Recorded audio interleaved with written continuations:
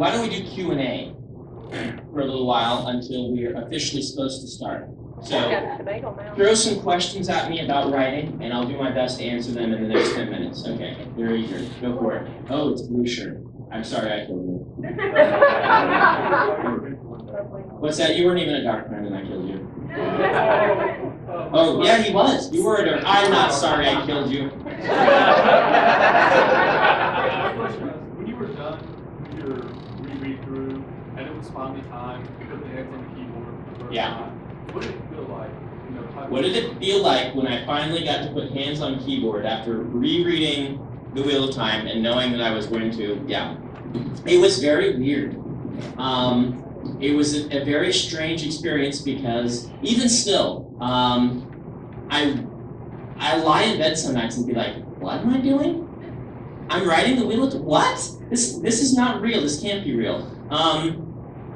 Because the first things that I wrote were the first paragraph, right? I sat down and said, I mentioned this, I think, in one of my blog posts. He didn't actually write it because it's the same thing, I think, that in everyone. So anyway, when I wrote that, you know, the ages come and pass and all of this stuff, it was just weird, surreal and awesome and scary at the same time. And it's very hard to explain. Oh, Harriet's here. Hi, Harriet. Hi. none of you can sit there. Correct me if I say anything stupid during my Worldbuilding panel. You better straighten up now. Yeah. So, yeah. That's the best I can do for that. It's a really hard question to answer. So, you can try and pin me down later and get some more out of me, but it was really cool. But it was also really, really terrifying. Okay, what else? Other questions? Stopped being terrifying? What's that? Does that mean it stopped being terrifying? It stopped being quite so daunting. Well, no, it's still really daunting. It stopped being terrifying and just is really daunting right now. There's just so much to do but you know, now I've done some of it and I feel it turned out pretty darn good. It did. Yay. Yay, we're okay. Yeah, I mean, I maintain that no one can do this the way that Jim could have done it. There's just no way to do it as well as he would have done it, but I really think that it's turned out well. So I know that it can be done well, but now there's still just so much more to do that can I do that well is still really daunting. Does it kind of take away some of the terror to know that the fan base is behind you? Yeah. Pulling for you. A lot of people are pulling for me, and that helps, but it also makes it a little more daunting because people have been so supportive. I don't want to let people down. Does that make sense? Like, it's in many ways it's more stressful to be producing something for people who support you and are behind you because, you know, if they're all angry and mean, then you're like, well, I don't care, you know, what they feel. But the people who are nice and are like, we're behind you and this is going to be great, then you're like, man, I really better do a good job. So that when they argue with their friends who are like, oh, he's going to do a terrible job, and they say, no, I think he's going to do a great job, that they win. And their friends have to say, yeah, I was wrong. That's, you know, that puts me in that position. So, no, I would say that makes it even more daunting. The level of fandom in the Wheel of Time world is a different bunch. We're all very committed and loving of these books and invested in these books, and it's not like working on, I don't know, like, people are not half-hearted about these books. They are not lukewarm about these books. They are not just, hey, those are fun books. No. It's a completely different beast. I mean, what's his name? Ian Coifer was just tapped to finish the Hitchhiker's Guide, or continue the Hitchhiker's Guide, which I don't know that those needed to be continued, but okay, whatever. But, you know, people like Douglas Adams' work, but they're not invested heart and soul into the Hitchhiker's Guide like people are in the Wheel of Time. You know, there's not that level of caring. Now, people really like them, and they're great books, but there's something different about these because of the way the characters get their hooks in your heart. Anyway. Okay, another question. Now, I know this isn't in any real way, shape, or form a license deal, but it's Yeah. not the closest thing there can Yeah. be. Has working with someone else's characters made you think, hey, maybe I want to do this again? Or are you committed to doing your own stuff? When this happened, I actually said this exact phrase to my agent. I would not do this for any other series or any other books. And I maintain that even more strongly now.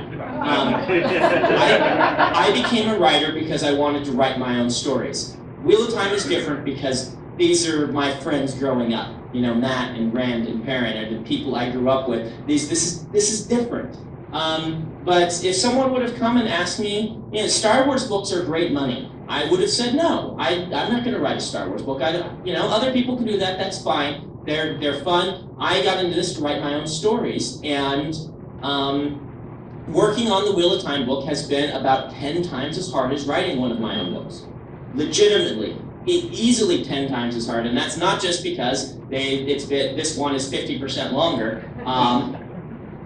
Keeping track of all the characters, and when I sit down to write a scene of my own, I don't have to spend an hour or 2 hours going back to the notes and the books to research. You know, you never think when you're reading, oh, how can I make sure that this random Aes Sedai's voice is right? But when you're writing it, you've got to make sure that there are 5 Aes Sedai who are not viewpoint characters who are just there bugging Rand, all sound like themselves. That's hard to do, and you have to go and search through the books and find where they've all appeared and look at their language and look at how they see the world, and that's not even the main characters. That's a real challenge. It's, yeah, easily been 10 times the work.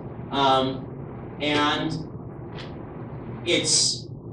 I wouldn't want to work with something else, also because I have a feeling that I wouldn't have access to what I have access to with this. I mean, I number one, have been given a lot of freedom in the places to adapt where there are holes how I want, which has really allowed me to be part of it, rather than, you know, a lot of these things like Star Wars, they give you a strict outline and you just do what they say.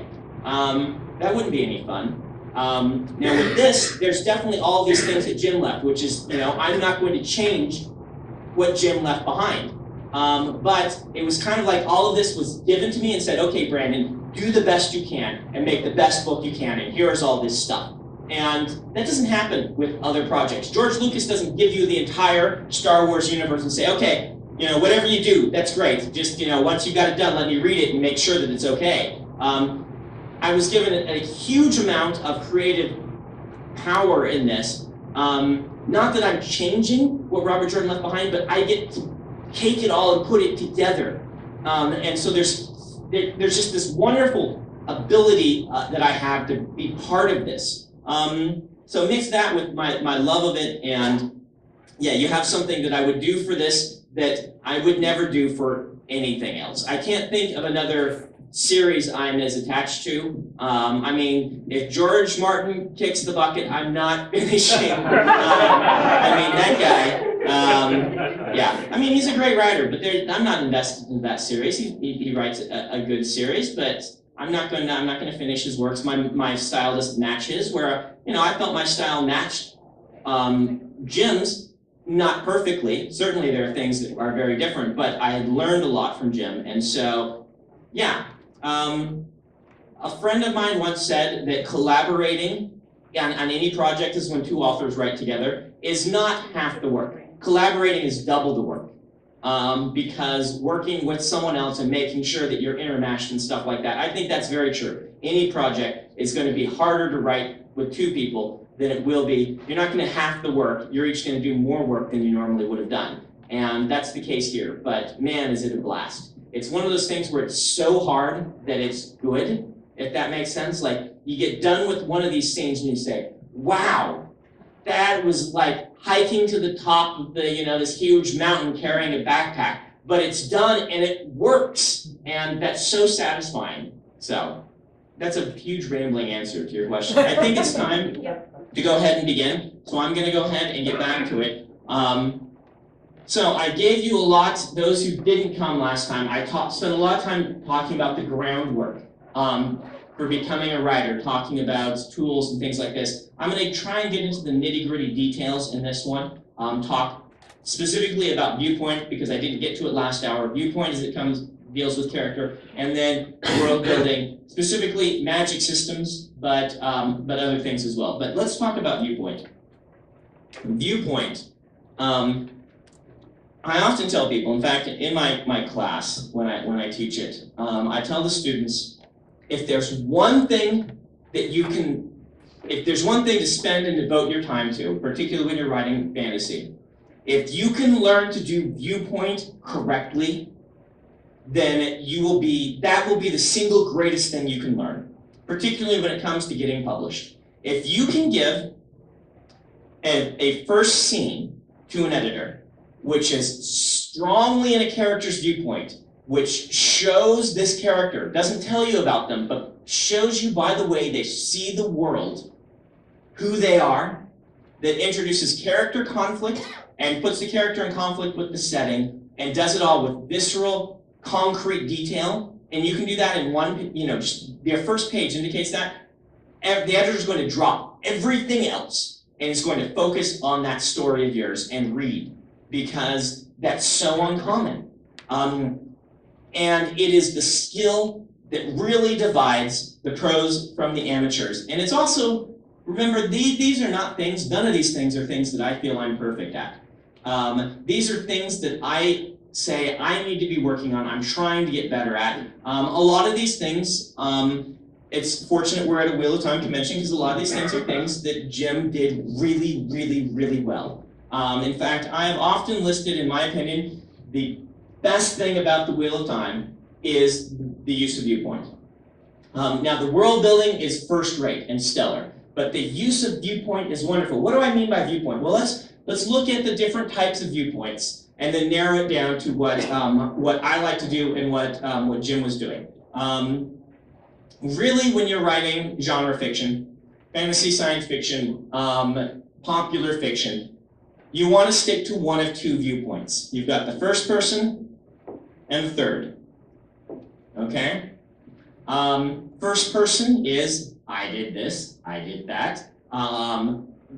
It's much more common in young adult and middle grade than it is in adult, but the Assassin's Apprentice, the Assassin's Trilogy, and books by Robin Hobb are a great example of first person. Patrick Rothfuss's Name of the Wind is a great example of a strong first-person narrative. What first-person narrative does really well is it allows you to characterize a single character really, really, really well and in-depth.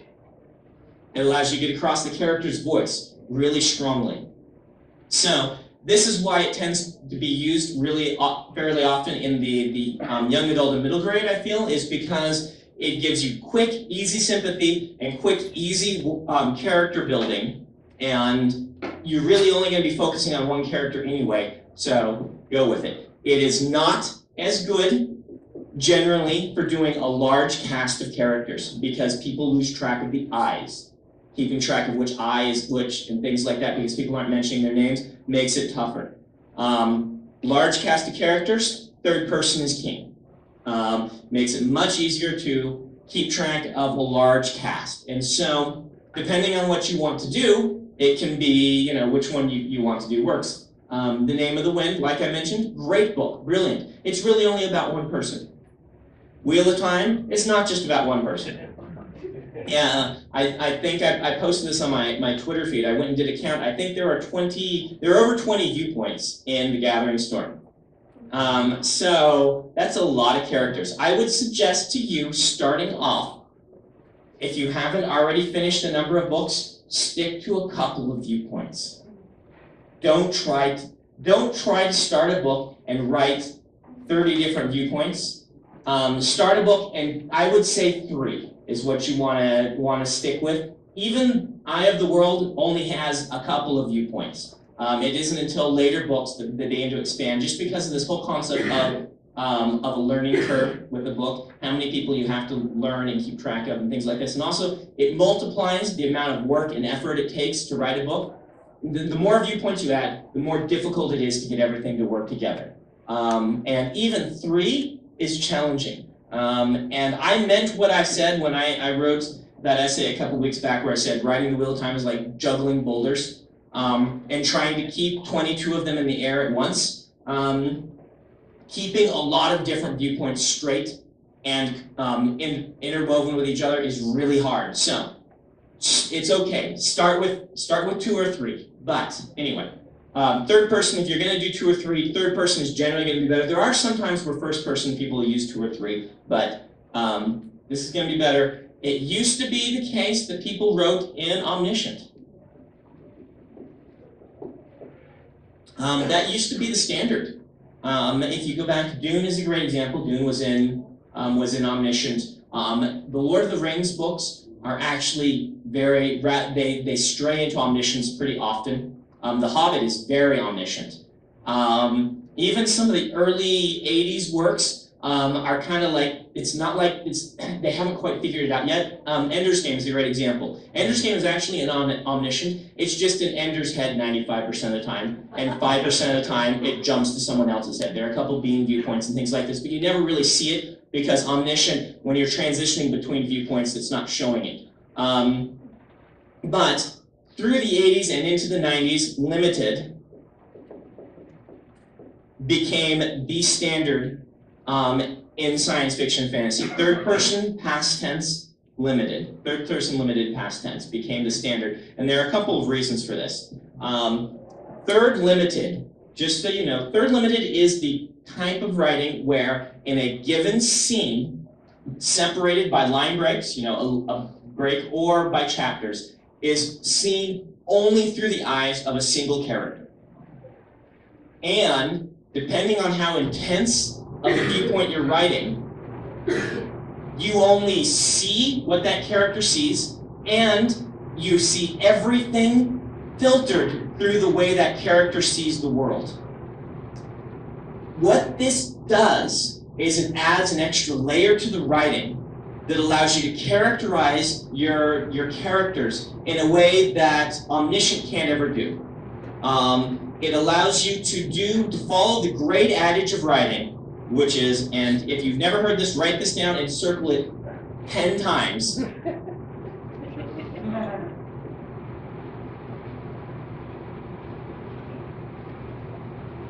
Show versus tell. Show, don't tell. This means that you want to have, at every point possible in the book, you want to, if you're going to explain what a character's like, instead of explaining what they're like, you want to have a way to show the reader what they're like. Third limited allows you to do this in very important ways. And if you want to practice this, I suggest that you sit down and design a few characters. You can do it really quickly. Character archetypes. Say, okay, the merchant, the young nobleman, the farmer, and the soldier. The old grizzled veteran who's just come back from the war. Give yourself a one-sentence description for 4 different characters, and then have them ride through a village that's exactly the same village. And your goal with this writing exercise is, in every paragraph, you want every paragraph to be different as they're riding through the village, noticing things. What will the soldier notice that the young nobleman won't? What will the merchant see that a scholar wouldn't? Or what will a scholar see that the farmer wouldn't? What are the farmer and the scholar, what different things are they going to see? And your goal is to, number one, not make value judgments. Your goal is to remember that everyone is the hero in their own story. And when you are in someone's viewpoint, as far as they are concerned, they are the most important person ever. This is just because that's all they know. And so, to the farmer, seeing that, the spring planting isn't taking in the field over there is going to be equally as important as when the scholar notices, that fallen, rock over there has etchings on it that indicates this might have once been, an important crossroads in this ancient civilization or ancient kingdom. Those two things have to be treated with equal respect and importance in those characters' minds. And you want them to be able to use different language even when you're in their viewpoint. This is one of the things that if you want to study how to do this, go read, and with an eye for reading, pick up Fires of Heaven or Shadow Rising, once it's split into a lot of different viewpoints. Start looking through the books for Avienda viewpoints, and then compare the Avienda viewpoints to the Matt viewpoints. And say, look line by line. What Robert Jordan is doing is line by line, he's showing us who Matt is, or showing us who Avienda is, by the things they notice, and the words they use even inside their heads. This is the best way to characterize viewpoint and dialogue. You want the way that people talk, the way that people see things, and the way that the simple things that people notice, to be able to characterize them. This is one of the great things we can do in writing that, for instance, a visual medium can't pull off. We can show exactly what the characters' thoughts are and what they're noticing, and use this to give us a wealth of character information and description. Show versus tell. A good thing to keep in mind, particularly with side characters whose viewpoints you're not going to see in, is when they walk on stage, having even the main character remember an interaction with them that illustrates a point rather than telling us what they're like. If you want someone to be nervous temperament, having them tap the table as they sit there waiting is going to do way more for the reader than having the narrator or the viewpoint character say, they were a nervous type.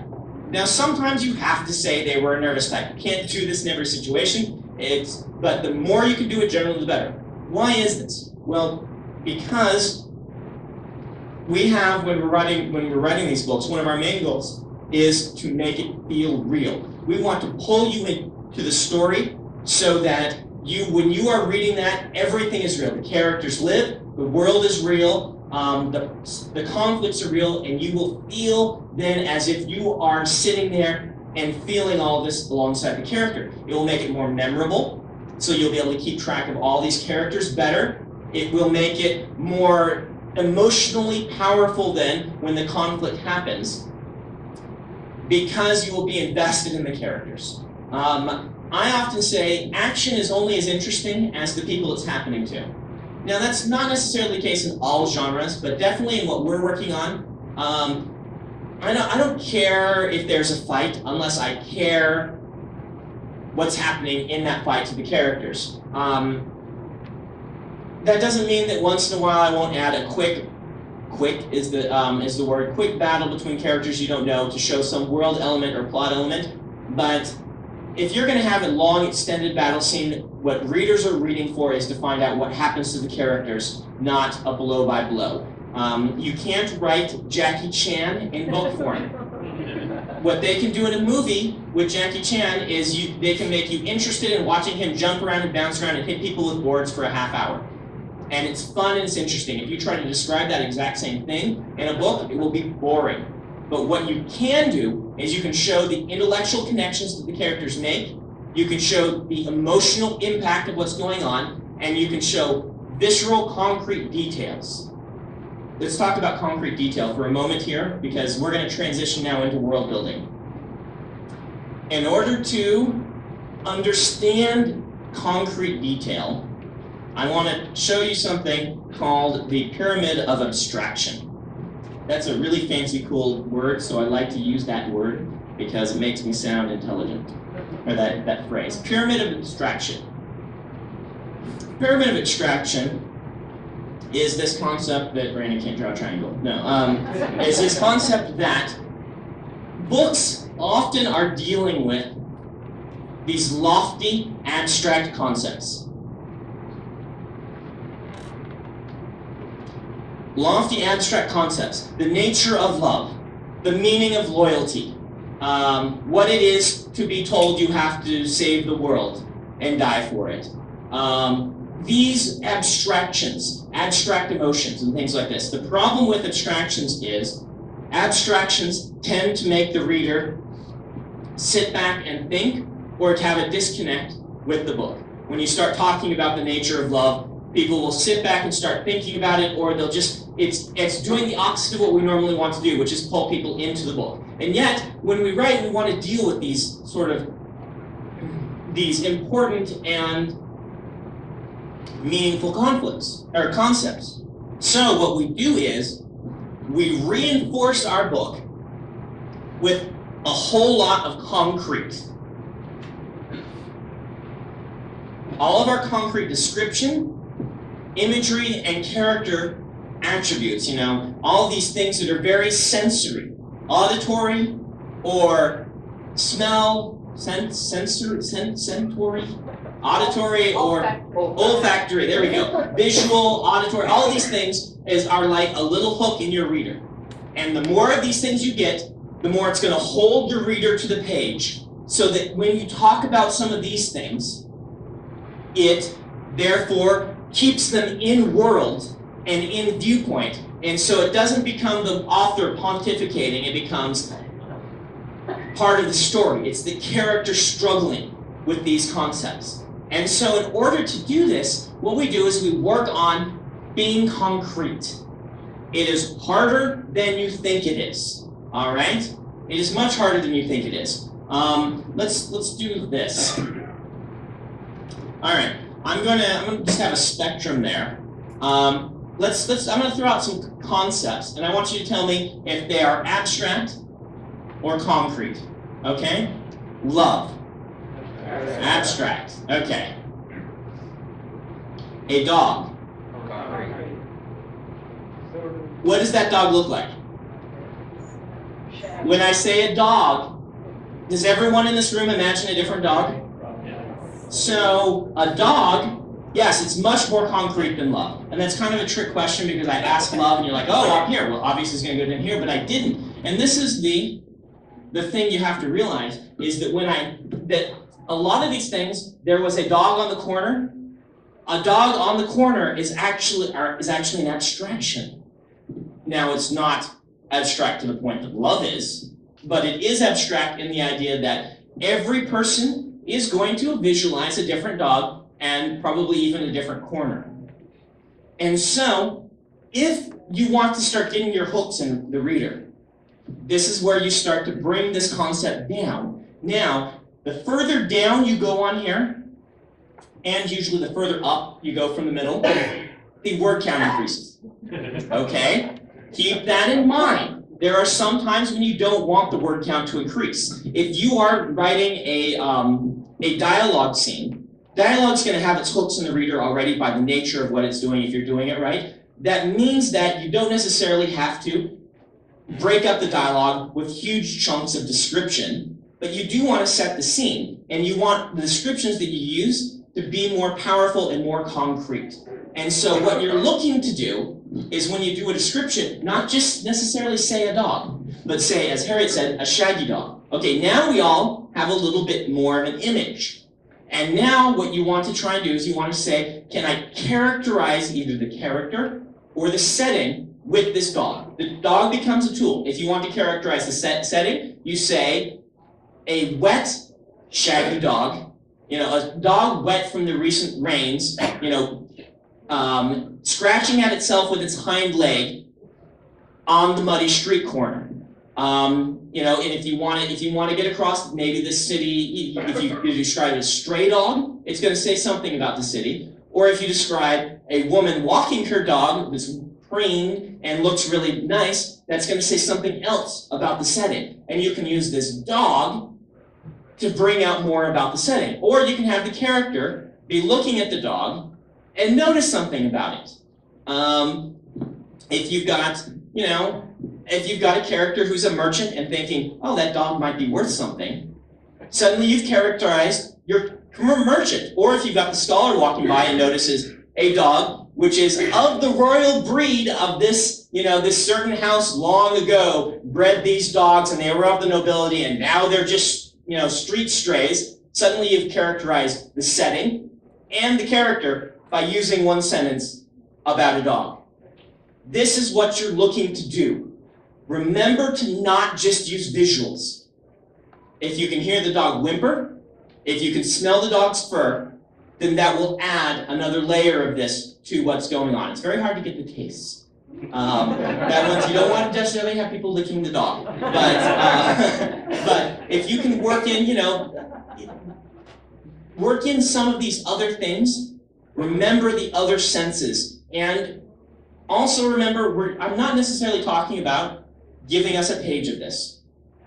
One paragraph of language like this, which is thick and rich and is sticking all sorts of hooks in us and characterizing the character and the setting, will be worth 2 or 3 pages of tells about, the history of this land and this sort of stuff. If you can write one of these keen paragraphs like that, editors will sit up and take notice. If you are strongly in viewpoint and concrete in your detail, every editor you send that chapter to is going to keep reading. Because they're looking for, like I said, ideas are abound. But people who can take those ideas and turn it into compelling writing, that's tough. Editors can fix an ending. If you have a bad ending, the editor will be all too happy to step in and say, change it like this, change it like this. That's an easy fix. If you can't do this, that's just too much work to teach a writer to do that. They would rather find a writer who has a bad ending, who can do this and say, why don't you write this story? Or why don't you finish it this way? Than take someone who's got all the great ideas in the world, but can't do this, can't bring a reader into it. All right, let's transition now that we've got that down to talking about world building. World building is a tough one because, remember what I said earlier about balancing being a craftsperson and an artist and a business person. If you want to be a craftsperson and a business person, you have to be able to actually produce material. This generally means being able to write 1 book a year in the early years, and if you are lucky enough to get popular, you can slow down to 1 book every 2 or 3 years. Or if you're George R. R. Martin, 1 book a decade. I'm exaggerating, but really, at the beginning, you are looking to be able to produce 1 book a year. This means that you have to be able to balance your writing time and your world building time. But in fantasy and science fiction, we have this extra layer. Well, the reason I love writing fantasy is I feel that a good fantasy book can do anything another book can do, and it has magic. So why not? A good fantasy book can have a romance that is as good as any romantic fiction out there. It can have a mystery as powerful as any mystery out there. And it can have action sequences on the par of any thriller. And it has this added layer of the sense of wonder. Fantasy and science fiction people read because of the sense of wonder. In fact, this is a basic human nature sort of thing. With our storytelling, we want to be taken to another place and time. Stories allow us to experience things we couldn't experience ourselves, and fantasy is the best at doing this. There's a reason why the top movies of all time do this. Even if they aren't fantasies, they either tend to be fantasies or they tend to be historical epics taking place in a very conflict-ridden time. Okay, Titanic, very conflict-ridden experience and set in a period, or Gone with the Wind, or Lord of the Rings, or Star Wars. They all share this concept of taking you to another place in time with this sense of wonder. We can do this better than anyone else. This is my opinion. And so this world-building concept is like an extra layer of difficulty added on a writer. That makes it tougher to write, in my opinion. But it also is more rewarding. Remember that you're writing a sense of wonder, but the sense of wonder leads to writing issues as well. One of the big writing issues is what we call the learning curve of a book. Learning curve of a book is when you start out, how hard is it to get your feet underneath you and understand everything that's going on? Fantasy and science fiction, you've got a big learning curve because the very laws of physics themselves can change.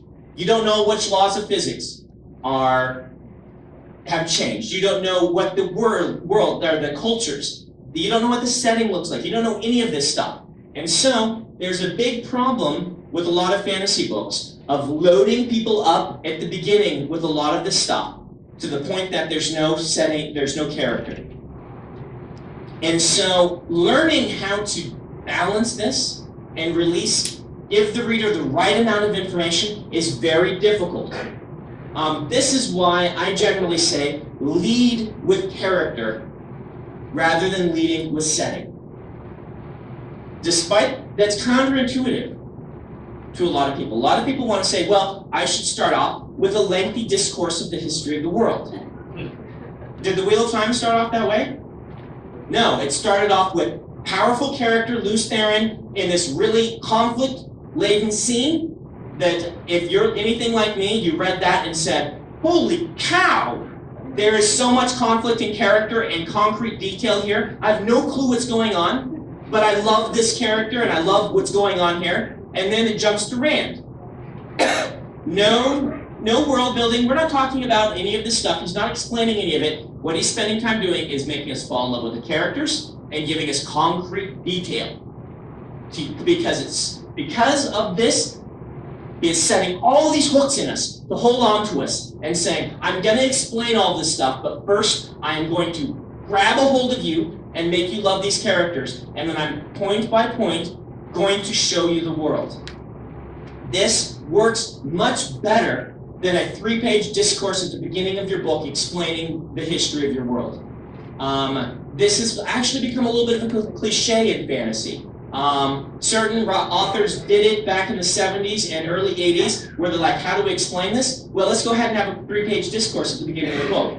And it's kind of boring, and it kind of worked a little bit, but the real masters said, no, we don't need to do that. We need to lead with character and concrete descriptions, and then start interspersing this. It comes into the show versus tell. If we're invested in the character, when these concepts arise, what is an Aes Sedai? When these concepts arise, what is the Dark One? What's going on? You can add in a line here and a line there, and your readers will start to put it together. Fantasy readers love to put together the puzzle. And if you give them the pieces at the right times, they will put it together. So, in this case, my suggestion to you is less is more. Meaning you want to have all this stuff, but you don't want to load them with it. Fantasy, well, any good book, but fantasy in particular, is we've got the whole iceberg thing going on, right? If your world building is an iceberg, you're showing that much, and you're using this much to make sure you know what's going on, so that what you're showing is consistent. I highly recommend this method, which leads us to that issue of you've got to be able to do this in a couple of months, or hopefully what you're doing is you're writing a book, and while you're writing that book, in the back of your mind, you're world building, setting, or what else you're going to work on. And then when you sit down, you can put it all on the page, and you don't have to spend years and years doing it. But everyone's going to be different. Everyone's going to approach this differently. A lot of people will probably start writing and start filling this sort of stuff in as they write. They will discovery write it, but you've got to take it a few steps further than what the reader is ever going to see. And there's a big temptation when you've done all this to say, but I did the iceberg and it's so cool, I want to show them the iceberg. And boom, you show them the iceberg in chapter 1, and they are bored, and they stop reading. How do you make good world building then? What do you do to design a setting which is interesting? Well, I am going to give you Sanderson's first law and Sanderson's second law. Very humbly named. They're really more like guidelines. They're laws in the way the Law of the Sea and the Pirates of the Caribbean are. They're really more like guidelines. And I use magic as an example of how to do this, but magic is just one element. When you're world building, you want to be considering a lot of different things, and I don't have time to cover them all. But a few of those are your magic, your political structure, gender interactions and gender roles, the economy, the history, the religions, the social mores, the linguistics, I mean, we can go on and on, the geography, all of this stuff. But the reason I don't have, since I don't have time to go into each of those, I want to give you the general rules. So, Sanderson's first law.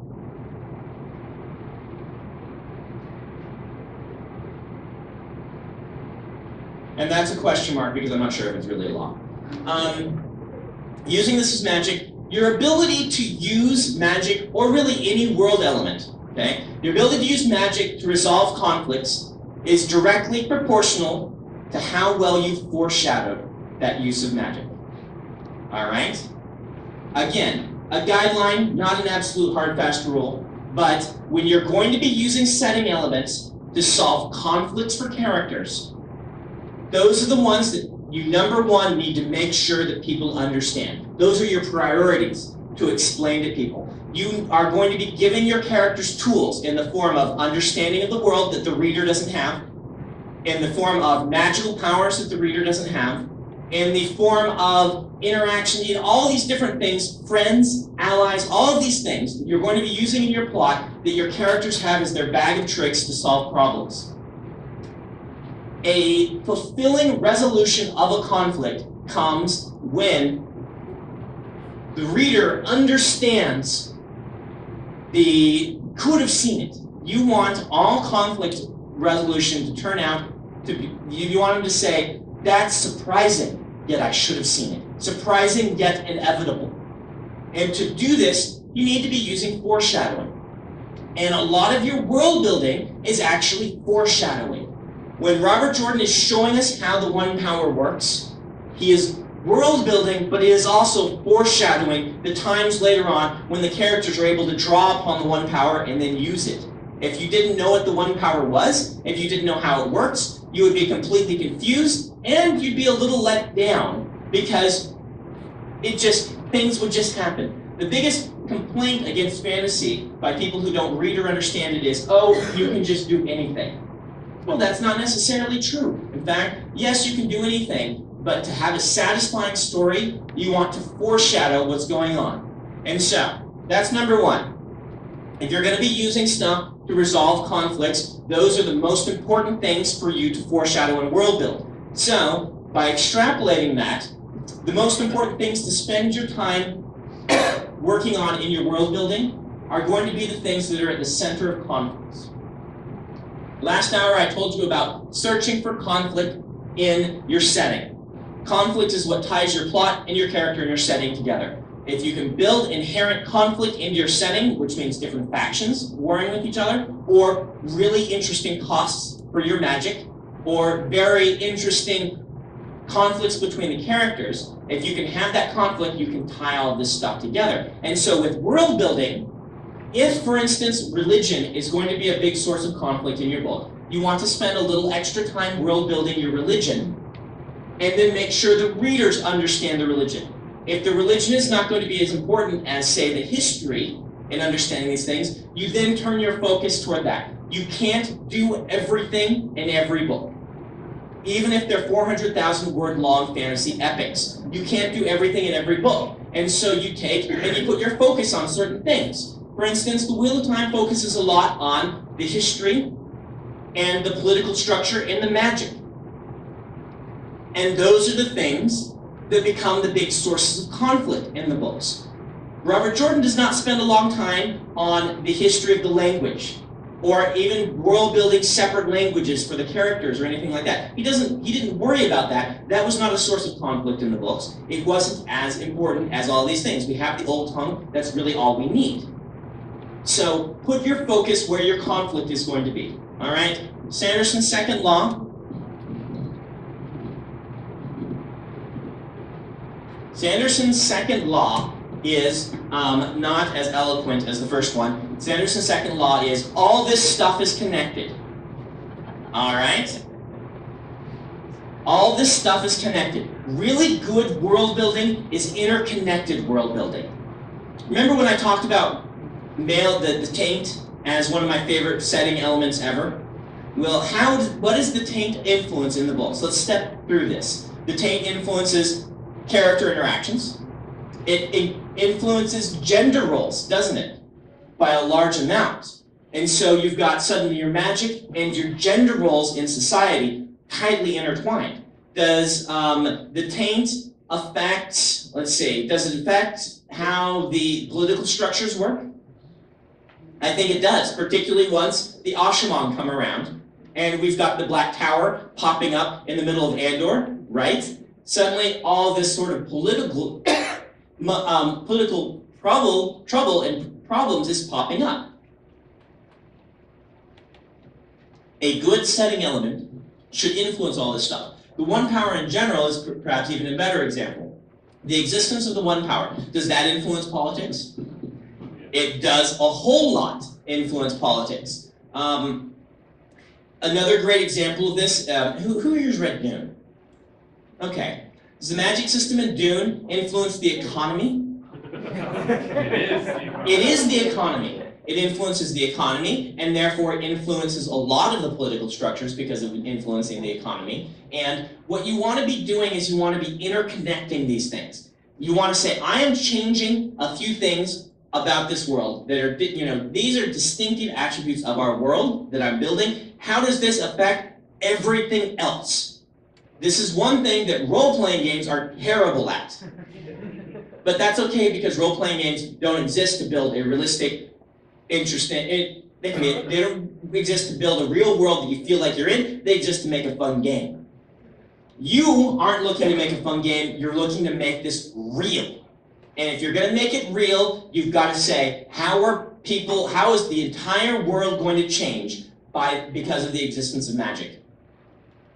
How is the entire world going to be affected by the concept of the breaking? How is the entire world how are different factions going to react to the one power? If you're going to have the one power, building the white cloaks is almost a natural outgrowth of this and their reaction to what's going on with it. And tying certain political structures, you've got Andor, which is sending all of its queens and princes and princesses up to study at the White Tower, which is influencing the politics there. You want all of these things to be interconnected, all right? How much time do I have left? 20 minutes, okay.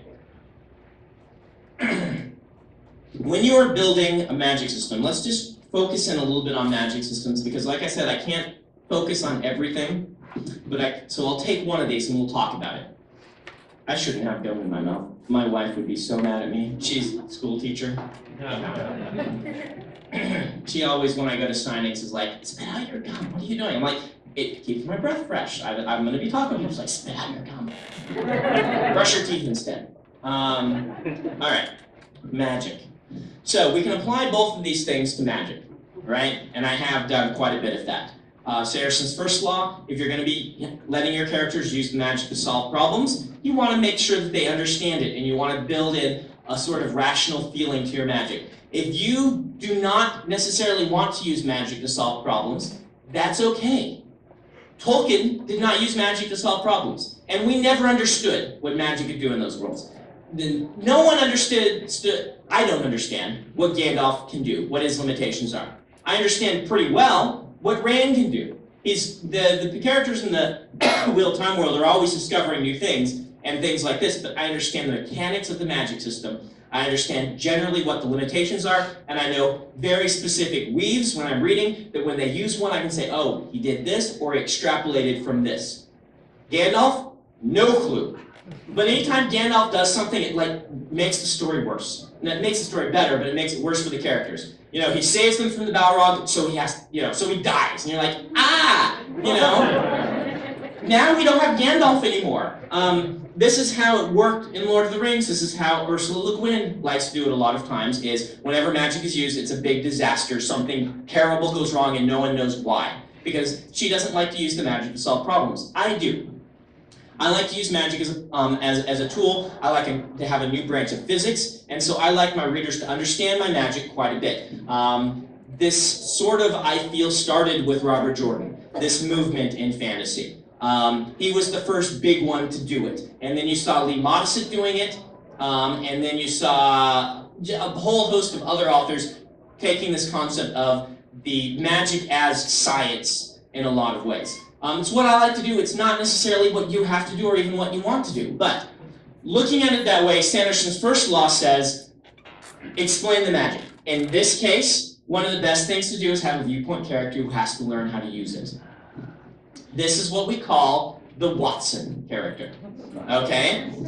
Some people just call it the apprentice character. I like to use the Watson. Why did Watson exist in the Sherlock Holmes stories? So Sherlock, we have someone to talk to. Yeah, so we had someone who was like us, didn't know what's going on, and could have it explained to them. This is why the apprentice character is so useful in fantasy. And you have to kind of stretch now to make it your own and to do something interesting new with it because it's been done so many times. But what you want to have a lot of times is either having someone that you can explain all this stuff to makes it so much easier because you can do it in dialogue and do it with shows versus tells. It's not the only way to do it, but it is one way to do it. Having a viewpoint character helps a whole lot. But if you're going to use this to solve problems, yeah. Second law, magic interconnected. I often will start with, okay, these are the limitations of my magic. This is what it can do. What does that change? And I look for big changes that the magic creates in the world and then extrapolate to what conflicts does this create? What conflicts does it solve? What conflicts does it create? I've been working on one right now, The Way of Kings, which I think I told you about. It's my book that's coming out next year. From Tor, it's official. It's the book I wrote right before Elantris. So it was that book number 13 I was writing. In this one, I'm looking at the magic, and one of the things I wanted to have was a transformation-based magic where you could I wanted to be able to turn rocks into grain. I thought that would be an interesting way. We would have a society where there would be plenty of food for people, things like this, where you could have this. Suddenly, I had to extrapolate from that. I'm really impacting the economy. I needed some strong limitations on this magic. Limitations usually are more interesting than the powers themselves. Keep that in mind. Which is more interesting? Okay, I won't ask you, but to me, the taint is more interesting than the one power itself. In a lot of cases. The concept of, if you use this magic, you go insane, is a level of coolness that anyway. The limitations, the costs of the magic are often more interesting than the magic itself. So, define what the magic can do, but then come up with the limitations. This extrapolates to everything. If you're building a religion, what the religion worships and what limitations the religion puts on the people who are parts of it are going to be really more interesting than what they worship in the first place. What they worship in the first place is going to be interesting. That's good. But the limitations it causes, the conflicts it causes, that's where your story is. And so, Way of Kings, I'm extrapolating this and saying, wow, okay, suddenly having access to this magic means that you don't need a supply line if you want to go to war. Because you carry a few of these magic users with you, and you can feed your army.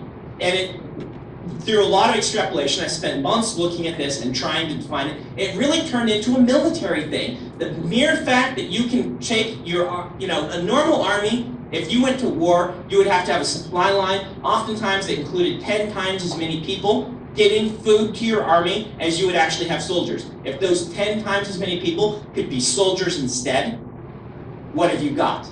And it really degenerated into an entire world that people are going to war willy-nilly because it's cheap to go to war, and it's easy to go to war, and suddenly so. Anyway, that's an extrapolation that I brought from that. That's only one, but you want to be extrapolating in all the directions I talked about, particularly the ones that you feel are going to be important conflict for your story. I love that Robert Jordan extrapolated his magic system to gender roles, because I think this is one of the most fascinating parts about the Wheel of Time, and how the different societies treat the differences between the genders, because there is a magical reason, women can channel, men go crazy and kill everyone if they try. That influences everything in these books, and I love it. In fact, it's one of the only fantasy books out there that deals with these concepts, which he's kind of claimed as his own. It's hard to deal with gender roles in magic without copying the Wheel of Time, because he considered so many different aspects of it. Extrapolation. I am usually, when I'm building a magic system, I'm looking for one of 3 things. What do we got? We got 5 minutes? 10, okay. Now I've got 2 cups here, I'm just too lazy to drink from them. I'm usually looking for 3 things. Number 1, okay, I am looking for interesting powers.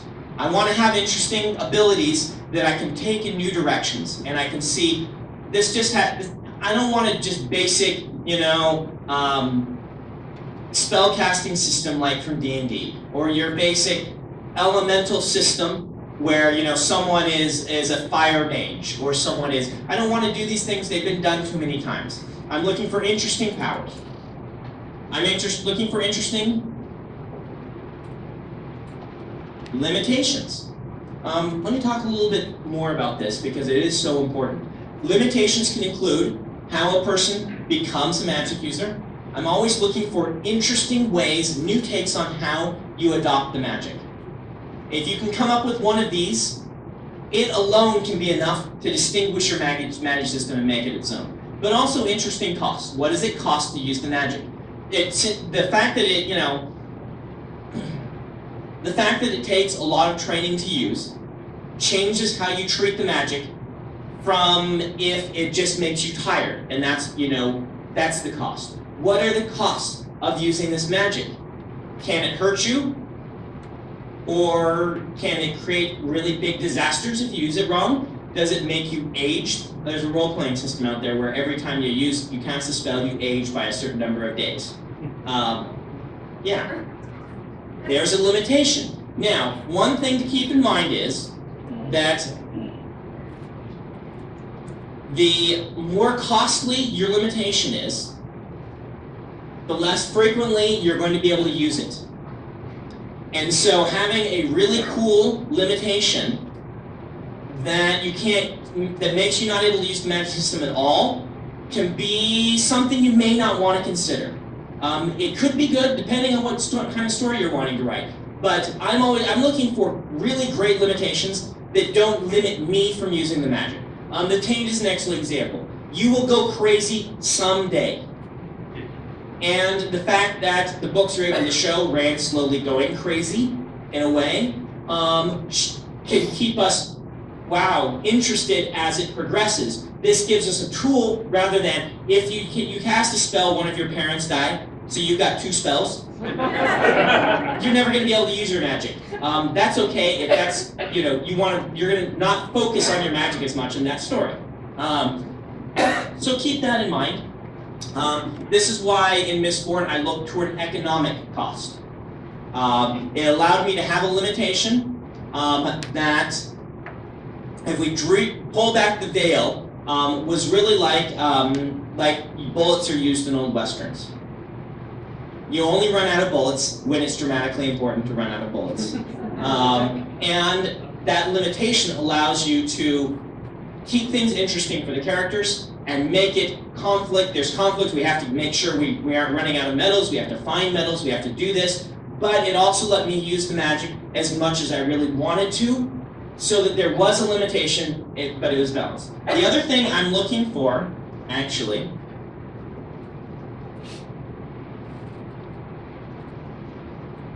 is a magic that has interesting visual and sensory cues.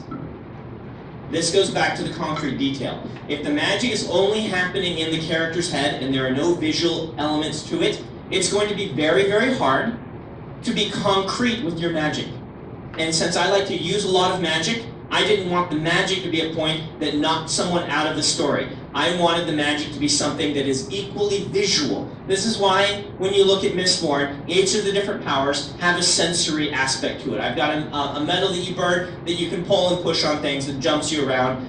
There's actual visual component. You see a line pointing to the other sources of metal you can use. There's a metal you can burn that has an auditory effect. You can hear where other people who are the magic users are and find them. It's auditory, it's sensory. I tried to do as much sensory stuff as I could with my magic so that it wouldn't pull people out. Channeling the one power, is it sensory?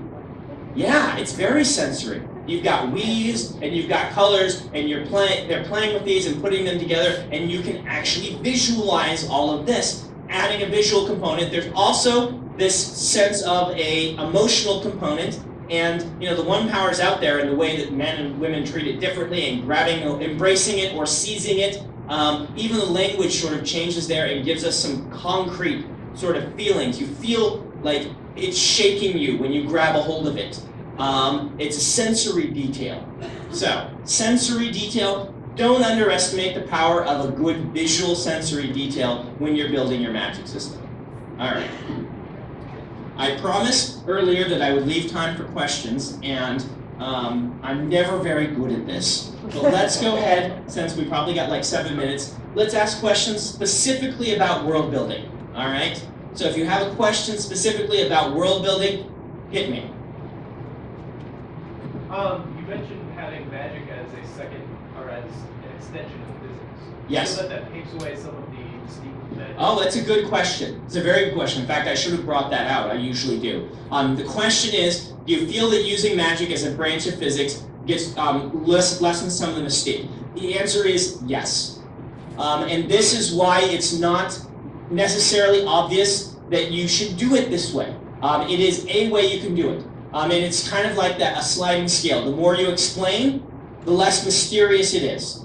And the less you explain, the more mysterious yet frustrating it is. And where is your personal balance of frustration versus mystery?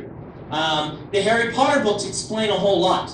They go almost more on they go on the side of magic. But what they do is they leave enough open, Wheel of Time does this too, that there are mysteries that have not yet been solved or that the characters have not yet learned, which are holes. And so this is generally what those of us who are even more physics-based try to do. We try to say, this is what we understand, and there's a whole lot of stuff we don't understand, to preserve some of that sense of mystery. That's where I balance over on like the 80% mark.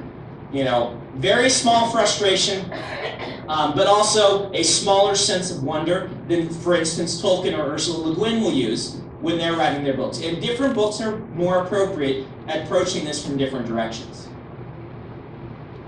Other questions? Yeah. I guess as far as magic systems, what do you feel is appropriate for like young adult, middle grade?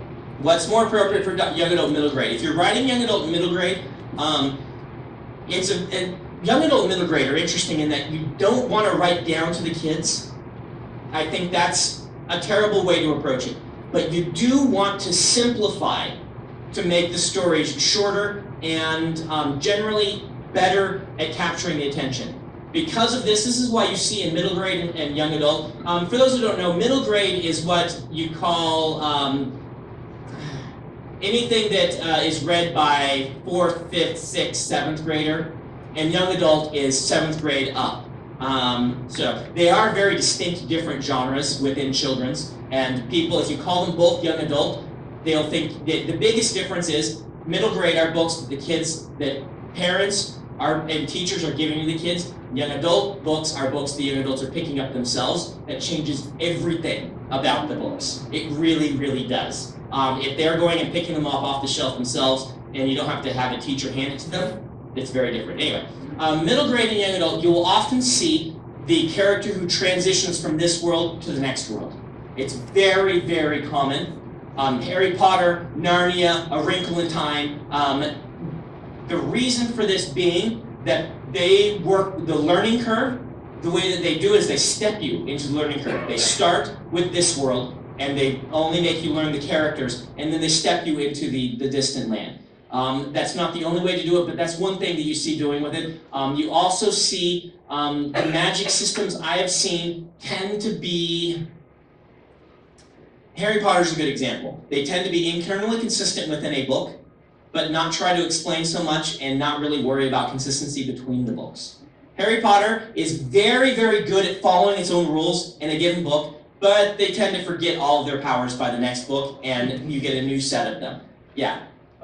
You said there were other ways to do it other than with the gateway character? Yeah. Without a Watson? Yeah. What would be your favorite way? The Hobbit, where you start with a very, very sympathetic character who's very much an everyman in this world, and then that character gets pulled into this much larger thing. And so even what Tolkien was doing was he's saying, this world is weird and different, but I'm starting you in the place in this world which is the least weird and the least different. And I'm going to introduce to you essentially this furry-footed British dude who's just nice and happy and like you is sitting in his chair enjoying a good book, and then weird things start happening.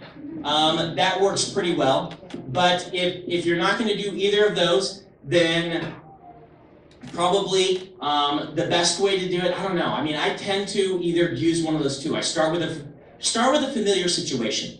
Humankind, we are going to act the same in a lot of ways no matter where we live. And this is one of the powerful things about fantasy, is showing that no matter where you live and what you do, humans are the same.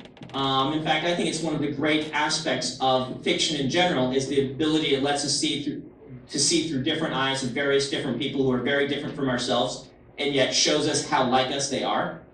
And by doing that, this is me getting on my high horse. I feel that fantasy fiction destroys prejudice and brings, makes people more charitable and gets rid of racism and all of these things, because of if you can learn to love a weird dwarf character and you can see through their eyes and say, wow, they're really not so different from me, I think it's harder to hate those who are different from you. But that's a different panel entirely.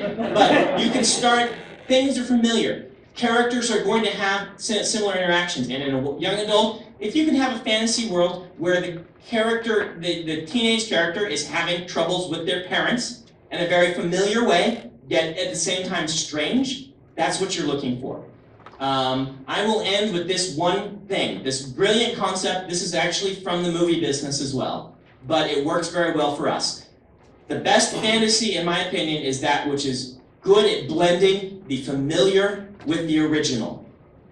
They call it the strange attractor sometimes in Hollywood. This is why in Hollywood you'll hear a pitch that is two familiar things blended into a very strange way. This is, let's say this is Jane Austen meets the Da Vinci Code. Two familiar things twisted into a new way. Hollywood loves these, but in fiction, what you're looking to do in most situations is to blend that familiar and that strange. You want something, when people pick up this book and start reading it, you want it to feel like a fantasy book. You want it to give them that same love of sense of wonder of all the fantasy books they've loved before, and yet you want them to say, this is unlike anything I've ever read before. That's a hard line to walk. And the problem is the line keeps changing. When I picked up Eye of the World, I said that. I said, wow, this feels like fantasy. It's got this wonderful resonance with fantasy, and yet it's unlike any other fantasy I've ever read before.